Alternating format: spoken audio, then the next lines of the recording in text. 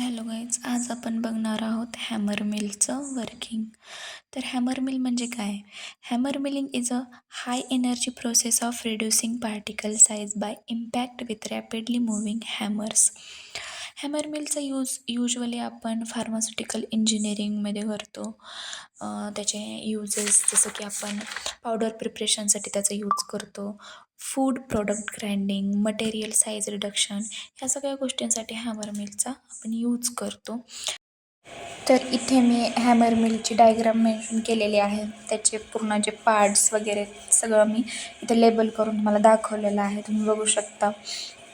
जसं की फीड आहे, हुपर आहे, तिथे स्क्रीव आहे, स्क्रीन आहे, हॅमर्स आहेत, प्रोडक्ट, नंतर shaft and rotator, milling chamber, हे वेगवेगळे आपल्या हॅमर मिलचे पार्ट्स आहेत. स्क्रीन म्हणजे तुम्हाला काय आता हे समजत नसेल तर स्क्रीन म्हणजे एक चाळणी म्हणू शकतो आपण, जिथून की आपले जे पार्टिकलचं साईज रिडक्शन झालं आहे ते तिथून आपल्याला प्रोडक्टमध्ये भेटतात किंवा कलेक्शन होतं त्याचं. हे अशा प्रकारचं त्याचं हॅमर मिलचं कन्स्ट्रक्शन आहे. मी व्हिडिओच्या लास्टला पण तुम्हाला हॅमर मिलची डायग्राम तर देणार आहे, पण ही पण तुम्ही बघू शकता.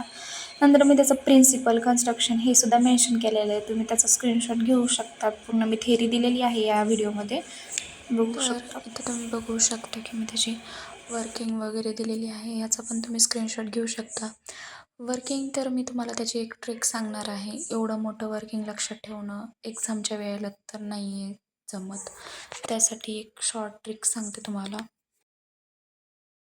तर ट्रिक अशी आहे की एवढी मोठी जी थेरी आहे ती लक्षात ठेवण्यापेक्षा आपण एक फ्लो चार्टने पण लक्षात ठेवू शकतो ना, की एवढी मोठी थेरी आहे आपल्याला एक्झामच्या वेळेस लक्षात येणं हे तर गरजेचं नाही आहेच ना.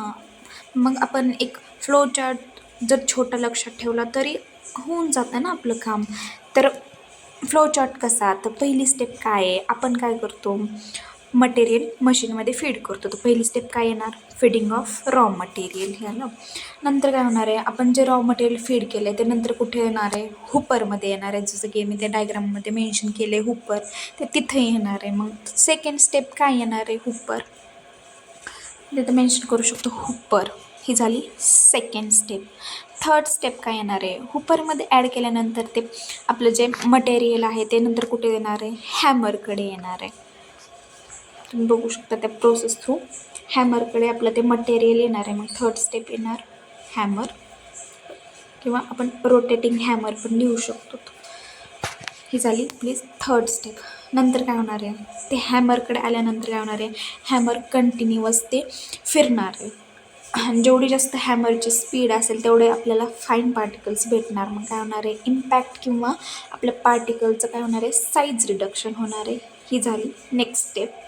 नंतर काय होणार आहे, पार्टिकलचं साईड रिडक्शन झाल्यानंतर आपल्याला आपला प्रोडक्ट भेटणार आहे, किंवा आपल्याला ज्या साईजचे पार्टिकल पाहिजे होते ते आपल्याला भेटणार आहे. आणि ते पार्टिकल आपल्याला स्क्रीनिंग थ्रू पास झाल्यानंतर भेटणार आहेत. स्क्रीनिंग म्हणजे काय, ते स्क्रीन म्हणजे तर एक आपण चाळणी किंवा चाळणी म्हणू शकतो. नंतर काय, last step collection of material किंवा प्रोडक्ट झालं. हे एवढं सिम्पल ट्रिकमध्ये आपण लक्षात ठेवू शकतो. तेवढी वर्किंग आपल्याला थेअरी एवढी मोठी लक्षात ठेवायची गरज नाही आहे. सिम्पल हा फ्लो चार्ट जरी आपण लक्षात ठेवला तर आपण एक्सप्लेन करू शकतो.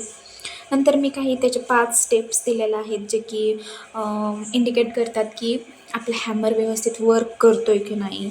ह्या 5 स्टेप ज्या आहेत ना, याच्या थ्रू आपण समजू शकतो की आपला हॅमर व्यवस्थित वर्क करतो आहे का, किंवा त्याच्यामध्ये काही खराबी आहे का. ह्या 5 स्टेपनुसार ते होतं.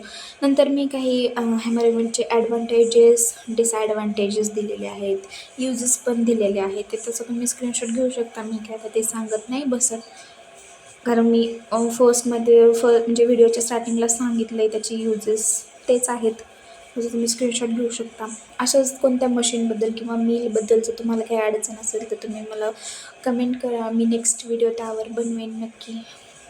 आणि व्हिडिओच्या लास्टला मी ॲनिमेशन दिलेलं आहे की हॅमर मिल कसं वर्क करतं, ते नक्की बघा.